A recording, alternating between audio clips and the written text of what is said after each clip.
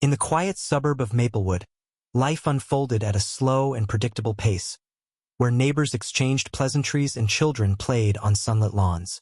Among its residents was my aunt, Eleanor, a spirited woman known for her lush garden and penchant for baking pies that filled the air with warmth.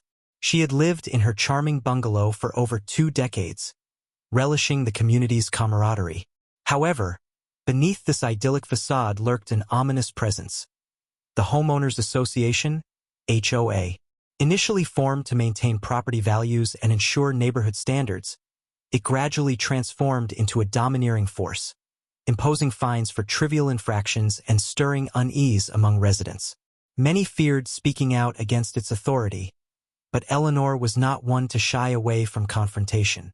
One fateful afternoon, I received a frantic call from her. "Something's wrong with my water," she gasped, her voice trembling. Concerned for her well-being, I rushed over to find her pale and disoriented. The tap water had taken on a strange odor and an unsettling taste, an anomaly that seemed too severe to ignore. As we delved deeper into her symptoms and sought answers, it became clear that this wasn't just a minor inconvenience. It was a crisis that demanded attention. As I began to investigate, whispers about unusual activities near the community's water supply surfaced. The HOA's shadowy dealings raised alarms, igniting a burning desire within me to uncover the truth. Little did I know that this incident would propel me into a battle against an entity far more powerful than I had ever imagined. The situation escalated quickly. After receiving Eleanor's frantic call about her water, I arrived at her home to find her sitting at the kitchen table, looking pale and shaken. The once fragrant room, often filled with the aroma of baked goods, now had an unsettling heaviness in the air.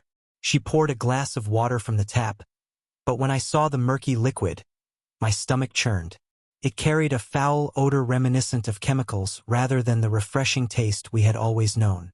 Eleanor's hands trembled as she described how she had begun feeling nauseous and dizzy after drinking it, symptoms that intensified within hours. The concern etched on her face was unmistakable. This was not merely a plumbing issue. Alarm bells rang in my mind. This could be serious. We immediately contacted a local plumber to examine her water, but even as we waited, a sense of urgency welled up in me. I remembered hearing whispers among neighbors about peculiar activity by the HOA near the community's water supply, a construction project shrouded in secrecy. After a few hours, the plumber confirmed what we feared. Dangerous levels of contaminants were present in the water. My heart raced. How could this have happened? With Eleanor's health at stake and possible ramifications for the entire neighborhood, there was no chance I would let this go. The wheels of investigation started turning, leading me deep into a web of deceit spun by the very organization meant to protect us all. I knew then that I couldn't back down. The fight had just begun. With the unsettling discovery of contaminants in Eleanor's water, I felt a surge of determination to get to the bottom of this mystery. The next day, I began my investigation in earnest. Armed with a notebook and an insatiable curiosity, I reached out to neighbors who might have noticed anything peculiar related to the HOA's recent activities. I talked to Mrs. Jenkins, an elderly woman who had lived in the neighborhood longer than anyone else. She recalled hearing strange noises coming from the construction site near the water supply, describing it as the kind of racket that doesn't belong in a peaceful place. Her comments sparked interest but also raised further questions about what exactly the HOA was doing. Determined to dig deeper, I then researched property records and found that the HOA had recently acquired land near our community's water supply for an expansion project. The more I learned, the more alarmed I became. It seemed they were not only altering the landscape but potentially compromising our drinking water. Next, I sought information from local environmental agencies, who were surprisingly cooperative. They provided insight into regulations governing water safety and maintenance. Armed with facts, I realized that if the HOA was indeed negligent or reckless, they could be held accountable for endangering residents. As whispers grew louder among neighbors about potential poisoning and cover-ups, I felt an urgent need to connect the dots between my aunt's illness and these shady dealings. My resolve sharpened. This investigation was no longer just about my aunt. It had become a fight for the safety of the entire community. They wouldn't get away with this. Not if I had anything to say about it. As I delved deeper into my investigation, it became increasingly clear that the incident with Eleanor's contaminated water was not an isolated event. It was part of a disturbing pattern.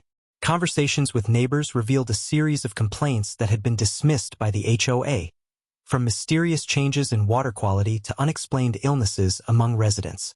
It was like piecing together a puzzle where each piece hinted at a larger, more sinister picture. One evening, while chatting with Mike and Lisa, a young couple living just down the street, I learned about their experience with frequent health issues following the HOA's sudden infrastructure modifications.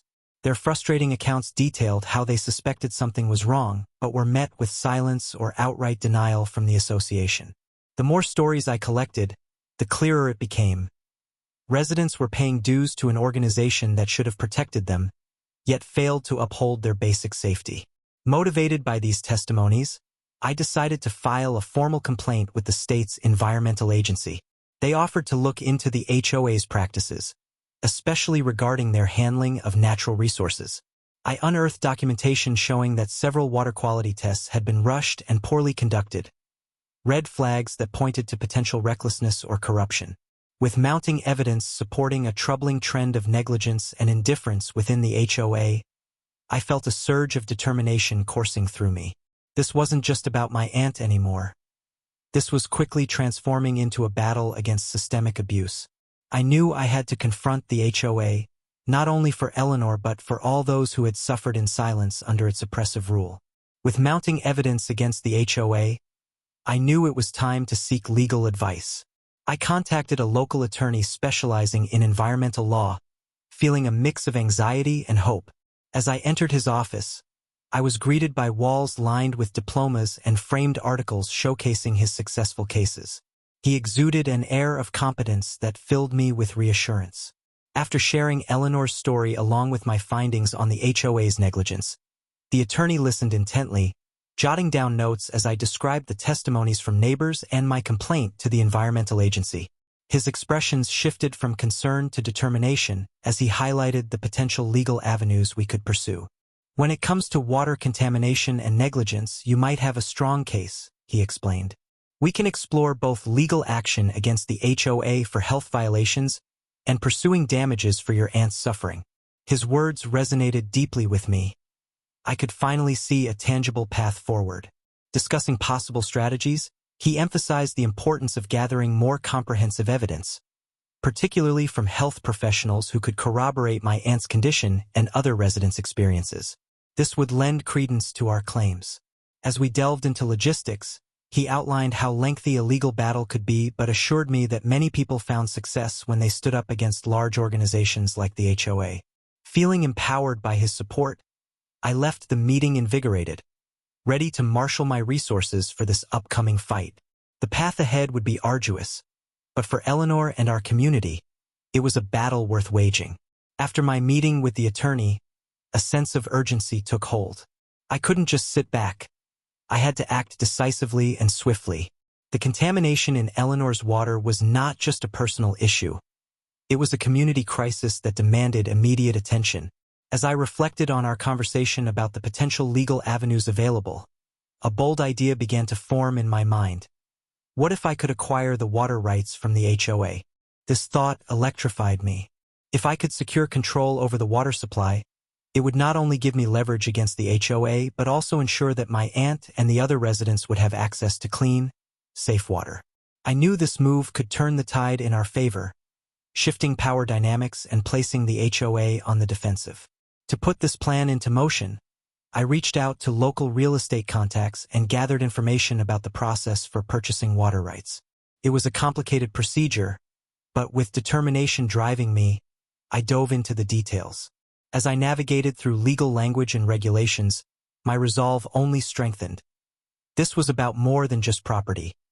It was about justice for my aunt and every family suffering under the HOA's mismanagement.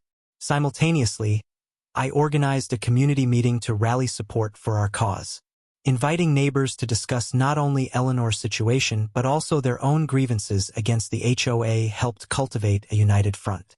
Together, we brainstormed ways to address our collective concerns. This was no longer just my battle. It had become a movement, fueled by shared experiences and a commitment to reclaiming our community from an unjust authority. As the community gathering approached, I knew it was essential to have a strategic plan in place. The stakes were high. Acquiring the water rights from the HOA could either empower us or backfire if not executed correctly. I spent the next few days crafting a multifaceted strategy that would not only focus on the acquisition but also incorporate community engagement and transparency. First, I began by mapping out key points regarding the water rights purchase. Understanding the legal requirements, estimating costs, and identifying potential funding sources. I reached out to local advocacy groups that might be interested in helping us raise funds, as our fight meant more than just saving my aunt. It had become a crusade for everyone suffering from the HOA's mismanagement. Next, I designed an informational packet to distribute during the community meeting. This included data about the pollutants found in Eleanor's water and statistics illustrating how many residents faced similar issues. By laying out these facts clearly, I aimed to galvanize enthusiasm and encourage participation in the fight against the HOA. I also incorporated a segment in the meeting for neighbors to share their individual stories. Personal accounts carried weight and could help rally more support from those who might initially be hesitant. Building solidarity among residents was crucial. I wanted them to see that we were in this together. Finally, I prepared a timeline for our proposed actions. If we could unify our voices, gather evidence, and approach legal avenues as a cohesive group, we stood a fighting chance against the HOA's entrenched power. With my plans laid out, I felt a renewed sense of purpose. I was no longer just an advocate for my aunt. I was leading a community uprising ready to reclaim our water and our rights. The day of the confrontation with the HOA had finally arrived, and with it, a mix of anticipation and anxiety coursed through me. I gathered with my neighbors outside the HOA office, armed with our collective stories and evidence of the negligence we had uncovered. As we entered the austere building, I could feel the atmosphere shift. There was a palpable tension in the air, as if the HOA board members were bracing themselves for what was about to unfold. We took our seats in the small conference room, and I felt a surge of solidarity as my neighbors voiced their grievances one by one. Each story added weight to our cause, painting a grim picture of the toxic environment we had all endured. I watched as the HOA members listened, their composed expressions betraying a flicker of concern as they began to understand that this was no longer just my aunt's issue but a united front against their mismanagement. When it was my turn to speak, I stood tall and addressed both my neighbors and the board members directly. "We are here today not just for Eleanor," I declared, "but for every family in this community affected by your negligence." I presented the findings from our investigations, including details about water contamination and health concerns that had been brushed aside for too long. The board responded defensively, attempting to diminish our claims, but I pressed on, armed with facts and unwavering conviction. As the meeting progressed, it became clear that we were not just confronting them for answers. We were laying the groundwork for accountability. The tide was turning. With each passing moment, I could sense our collective power growing stronger. The HOA's days of dismissing us were numbered. We were ready to take action, and nothing would deter us from reclaiming our right to clean water and a safe community. The confrontation with the HOA was just the beginning. What happened afterward solidified our movement. As word spread through Maplewood about our stand, more residents began to rally behind us, adding their voices to the chorus demanding change. Neighbors who had been silent for too long came forward with their own experiences of negligence, and their courage inspired many others to join our cause. To harness this growing momentum, I organized additional community gatherings in various settings: backyards, local parks, and even the town hall. These meetings became vital platforms for sharing stories and strategizing next steps. With every session, our message grew clearer. We were fighting not only for ourselves but for the health and safety of every family in our community. Community support took many forms. Local businesses contributed food and supplies for our meetings, while others donated funds to assist in our legal efforts against the HOA. A grassroots initiative emerged, allowing neighbors to sign petitions demanding accountability from the association. people began developing a shared sense of ownership over their rights and responsibilities, committed to rooting out the negligence that had persisted for far too long. We formed committees that focused on outreach to other affected residents and worked together to gather concrete evidence. Photographs, testimonies, and lab reports substantiating our claims. Social media also proved invaluable. It allowed us to amplify our voice beyond Maplewood and connect with environmental advocacy groups eager to support our quest for justice. This unprecedented wave of community solidarity not only empowered us but also sent a clear message to the HOA. We would not back down. As I surveyed the determined faces around me, I knew we were on the brink of a significant transformation in our neighborhood. Together, we were igniting a movement that would demand accountability and reclaim our environment. As the legal battle began, the atmosphere in our community was electric with a mixture of anxiety and determination.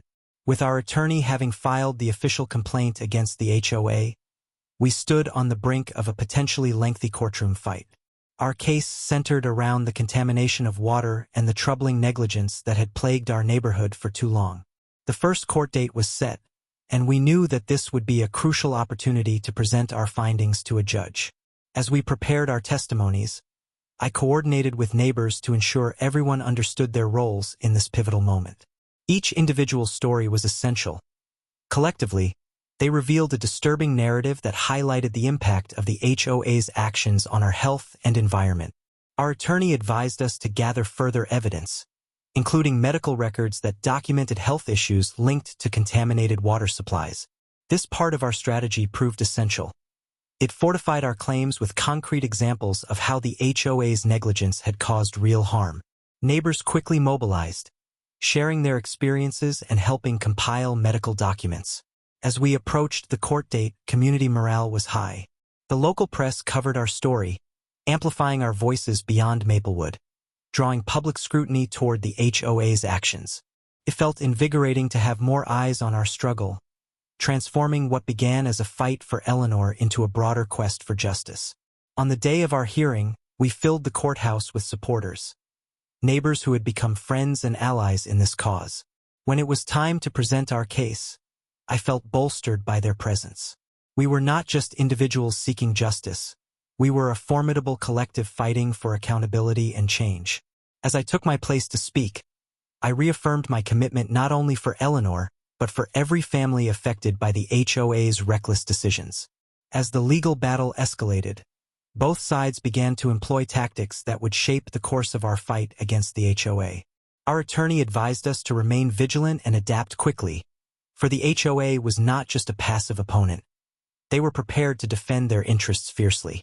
We anticipated that they would attempt to discredit our claims and undermine our credibility in any way possible. To counter this, we intensified our community outreach efforts. I organized workshops where residents could learn how to articulate their experiences effectively and present evidence clearly. By practicing mock testimonies, we built confidence among those who might have felt hesitant to speak up. It was crucial that every voice resonated with authenticity. We all had personal stakes in this fight. Meanwhile, the HOA began ramping up their public relations campaign. They issued statements claiming that all water tests were conducted within regulatory guidelines and attempted to paint our movement as a group of disgruntled residents trying to manipulate public sentiment. This tactical maneuver backfired when community members began sharing their own stories online, using social media platforms to expose the truth behind the HOA's actions. In response to these aggressive tactics, we decided to engage with local environmental organizations for support. Their expertise not only validated our claims but also amplified our message through established networks. This partnership allowed us to access additional resources, both financial and strategic, that bolstered our case significantly. As we approached subsequent court dates, it became evident that we were no longer merely reacting. We were taking proactive steps to safeguard our community's future. The escalation of tactics on both sides only reaffirmed our unity and resolve. We were more prepared than ever to challenge the HOA's authority and demand accountability for their negligence. The day of the hearing arrived, and the atmosphere in the courtroom was charged with palpable tension. We were all present, neighbors, friends, and family, ready to stand united against the HOA. As our attorney presented our case, detailing the evidence we had painstakingly gathered, it felt like the culmination of our efforts was finally at hand. One of the pivotal moments came when we introduced testimony from a local environmental expert who had reviewed our findings. He explained how the contaminants in our water supply were not only harmful, but also indicative of gross negligence by the HOA in maintaining safe water standards. His authoritative insights resonated strongly with the judge and added credibility to our claims. Just as we thought we had gained momentum, the HOA's attorney made a bold move, attempting to discredit our expert witness by questioning his affiliations and motives. The courtroom held its breath. It became a battle of reputations. However, rather than shaking our resolve, this attack galvanized us further. I could see my neighbors nodding in agreement, their faces reflecting determination rather than fear. Our attorney seized the opportunity to pivot, highlighting how community members' illnesses aligned with the timeline of the HOA's alleged negligence. As residents took the stand to share their personal experiences, emotions ran high. Hearing the pain and frustration in their voices brought many in the gallery to tears, including myself. In that moment, it became clear we were no longer just a group of individuals voicing concerns. We were a coalition fighting for our health and safety. The turning point solidified our case in a way that statistics alone could not. Together, we had woven a narrative that was both personal and powerful, one that could not be easily dismissed. As I looked around at my neighbors, I felt an overwhelming sense of hope. We were finally being heard. The moment of the verdict arrived, and the tension in the courtroom was almost unbearable. We sat together, a tight-knit group of supporters, hearts racing as we awaited the judge's decision. After weeks of preparation and emotional testimonies, it felt as if our entire community's fate hung in the balance. When the judge finally entered the room, a hush fell over us. He began by summarizing the evidence presented during the trial, reflecting on the emotional accounts shared by residents and the expert testimony that had shed light on the HOA's negligence.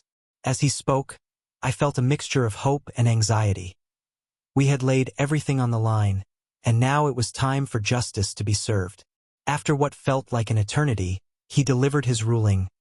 The court finds in favor of the plaintiffs. A wave of relief washed over us as cheers erupted from our side of the courtroom, drowning out any attempts by the HOA's representatives to downplay our victory. The judge continued to outline how the HOA was found liable for failing to maintain safe water standards and neglecting their responsibilities to residents. As I looked around at my neighbors' faces, some in tears of joy while others embraced tightly, I realized that this was not just a legal victory. It was a turning point for our community.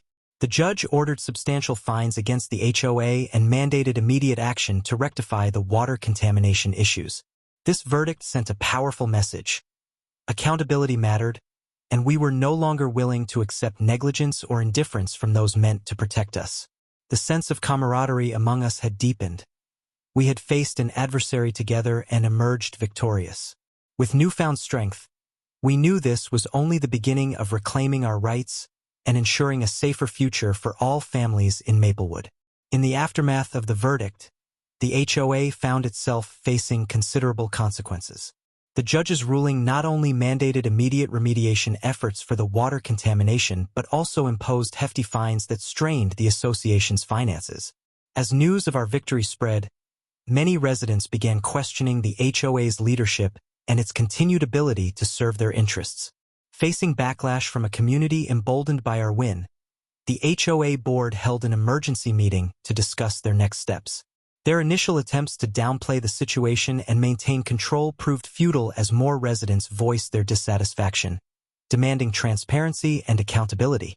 Many began calling for a complete overhaul of the board members who had previously dismissed our grievances. As we watched this unfold, a sense of empowerment surged through our community. With the HOA under pressure, we took advantage of this moment to organize a series of informational meetings where residents could learn about their rights and how to effectively engage with the new leadership that would inevitably emerge. We encouraged everyone to advocate for better practices regarding property maintenance and environmental safety. Our victory had sparked a renewed commitment among residents not just to hold the HOA accountable, but to actively participate in shaping its future. People who had remained silent before now felt confident in speaking out, fostering a new culture of cooperation and vigilance. The HOA struggled to recover from its tarnished reputation, forced into compliance with stricter regulations on water quality management and required to report back to the community regularly. Meanwhile, we recognized this as just one step toward reclaiming our rights. It inspired us to remain vigilant and united, ensuring that no organization could exploit its power over us again. Together, we were rebuilding trust in our community and taking proactive steps toward a safer future for all Maplewood residents. As the dust settled after the verdict, our community recognized that rebuilding trust would be essential for a brighter future. The sense of empowerment we felt from our victory needed to be transformed into lasting change, and we knew this could only happen through transparency and open dialogue. To initiate this process, we established a community advisory board composed of residents from diverse backgrounds and experiences. This group would serve as a liaison between the HOA and residents, ensuring that everyone had a voice in future decisions affecting our neighborhood. We scheduled regular town hall meetings to discuss ongoing issues, upcoming projects, and any concerns residents might have. This commitment to communication fostered an environment where everyone felt comfortable sharing their thoughts. Additionally, we worked with local environmental organizations to host educational workshops on water safety and community rights. These sessions empowered residents with knowledge about environmental regulations and how to effectively advocate for their needs.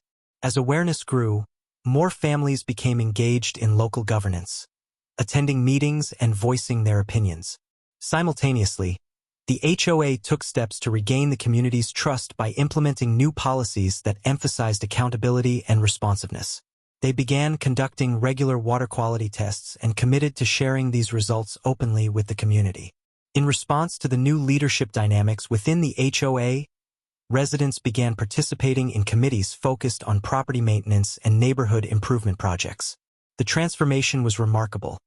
What once felt like an oppressive atmosphere turned into one of collaboration and unity. By working together, we not only reclaimed our rights, but also established a foundation of trust that would protect Maplewood for generations to come. The experience taught us that vigilance was necessary, but so was cooperation. We were committed to ensuring our community thrived as a safe and supportive environment for all its residents. Reflecting on this journey, I realized how much I had grown personally through the challenges we faced. What began as a quest to help my aunt evolved into a transformative experience that not only deepened my commitment to community advocacy, but also taught me invaluable lessons about resilience and leadership. I found myself developing skills I never knew I had: organizing meetings, rallying support, and articulating our collective grievances with clarity and passion. The process of standing up against the HOA forced me to confront my fears and doubts, transforming them into motivation to fight for what was right. Each step along the way reinforced the idea that positive change is possible when individuals unite for a common cause. Moreover, witnessing the empowerment of my neighbors was truly inspiring. As they found their voices and asserted their rights, it became clear that we had sparked a cultural shift within Maplewood. Gone were the days of complacency. Residents were now actively engaged in local governance, demanding transparency and accountability from those in power. The sense of camaraderie forged through our shared struggles created lasting bonds among us. We transformed from isolated individuals into a community driven by mutual respect and dedication to improving our environment. As we look to the future, I am filled with hope and determination. Our victory over the HOA was not merely an endpoint, but a catalyst for ongoing engagement and vigilance. Together, we stand ready to protect our community from any future threats, ensuring that Maplewood remains a safe and nurturing place for generations to come. This experience has taught me that when we unite in purpose, we become an unstoppable force for change.